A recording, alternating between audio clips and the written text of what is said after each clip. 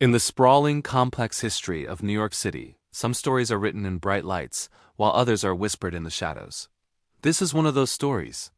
Welcome to the world of the Lucchese crime family, one of New York's legendary five families. Their name represents nearly a century of influence, strategy, and quiet control.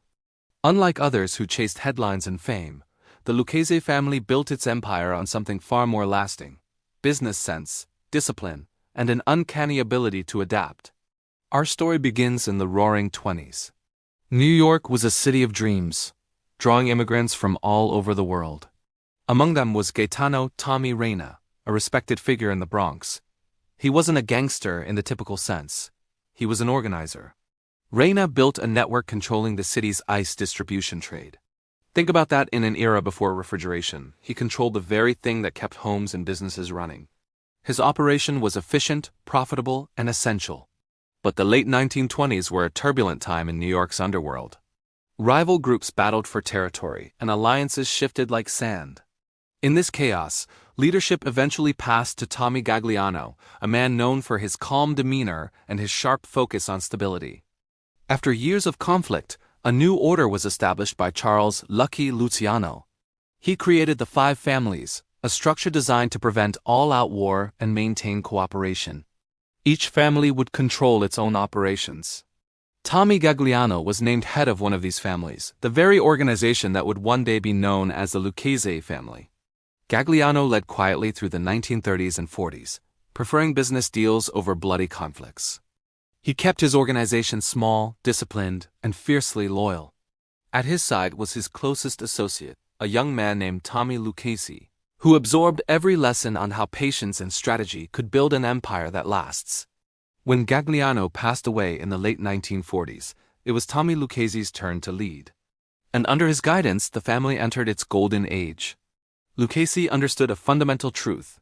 True power isn't about how loud you are, but how much influence you wield. He didn't rely on brute force. Instead, he built relationships. He connected with union leaders, contractors, and powerful business owners, weaving his organization into the very fabric of New York's economy. The Lucchese family became a dominant force in the industries that built the city itself: the garment district, transportation, and massive construction projects.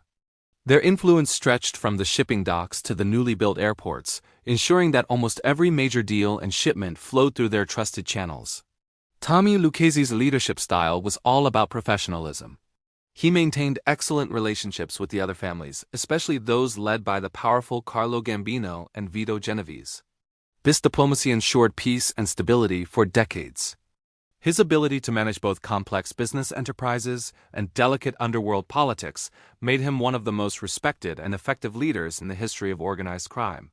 By the 1960s, the Lucchese family was a sprawling network, combining traditional operations like gambling and loan services with a vast portfolio of legitimate businesses.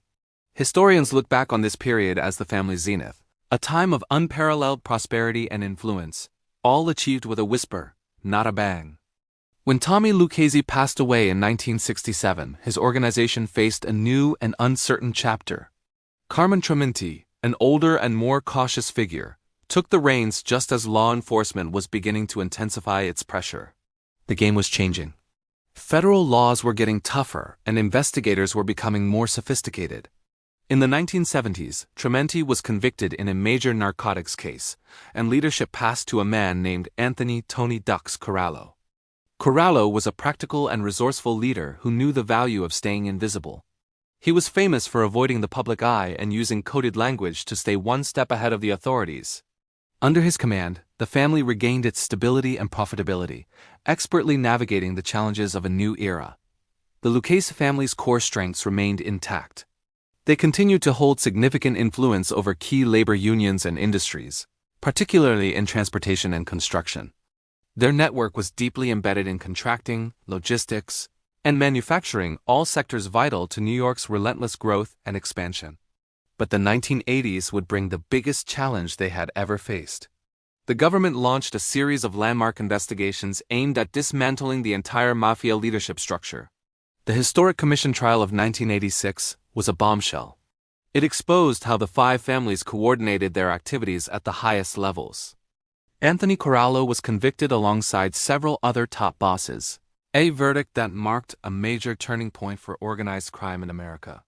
With Corallo in prison, the Lucchese family experienced a period of internal turmoil. New leaders emerged, each struggling to adapt to a world of constant surveillance and immense federal pressure. The old ways of doing business were no longer viable. By the 1990s, the family's presence had grown quieter, but also more diversified. They shifted towards smaller, lower-risk ventures, sports betting, business consulting, and legitimate contracting firms that operated on the surface, far from the prying eyes of the law. The organization learned to blend into the complex world of modern commerce, operating with a caution that would have been unimaginable in decades past. Despite these seismic changes, the Lucchese name still carried weight. The family's core structure built on hierarchy, loyalty, and shared purpose proved to be remarkably resilient. Members adapted, holding on to old traditions while embracing new opportunities that fit the modern economy. Throughout the 2000s and into the present day, federal authorities have continued to track the remnants of the Lucchese network. Occasional arrests still make headlines, revealing that the family remains active, even if its operations are now a shadow of the powerhouse that Tommy Lucchese built. Today, the Lucchese family stands as a symbol of the evolution of the American Mafia.